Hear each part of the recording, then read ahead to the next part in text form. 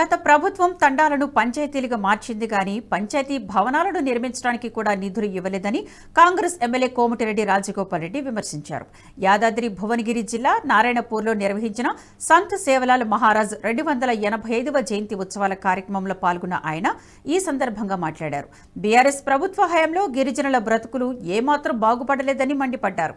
రాష్ట్రంలోని కాంగ్రెస్ ప్రభుత్వం గిరిజనుల సమస్యల పరిష్కారానికి కృషి చేస్తుందన్నారు. త్వరలోనే మునుగోడు నియోజకవర్గంలో బంజారా భవన్ నిర్మాణానికి కృషి చేస్తామని హామీ ఇచ్చారు.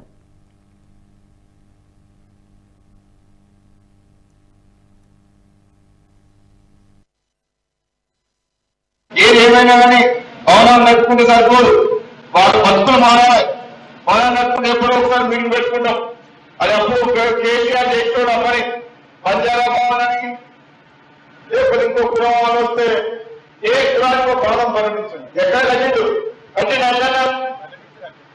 ప్రకటించడు బంజారా భవన్ కట్టండి. కడపూడి అనుకుంటాం 1000 ఎకరాల ఫామ్ మాత్రం కట్టుకుంటాం. ఫామ్ హౌస్ కోసం అని చెప్పి కాళేశ్వరం నిధులు తీసుకొచ్చి కొంత కోసం రిజర్వాయర్ కట్టుకుంటాం.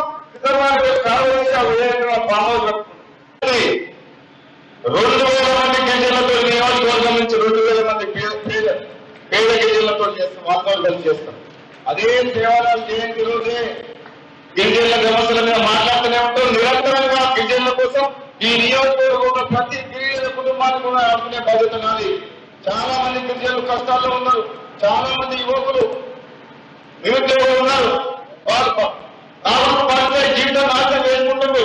వాళ్ళందరినీ కాపాడాల్సిన బాధ్యత మన మీద ఉంది. ఈ సమాజం పట్ల ఒక అవగాహనతో ముందుకు పోయి ముఖ్యంగా ఈ గిరిజన జాతిని బతికించుకొని గిరిజన జాతిని అభివృద్ధి పదంలో తీసుకురావాల్సిన బాధ్యత ఈ కాంగ్రెస్ పార్టీ మొదటి నుంచి కూడా గిరిజనులు కాంగ్రెస్ పార్టీ ఎప్పుడున్నారు. అందుకనే ఈసారి మెజారిటీ కూడా నాకు మామూలుగా రాలేదా.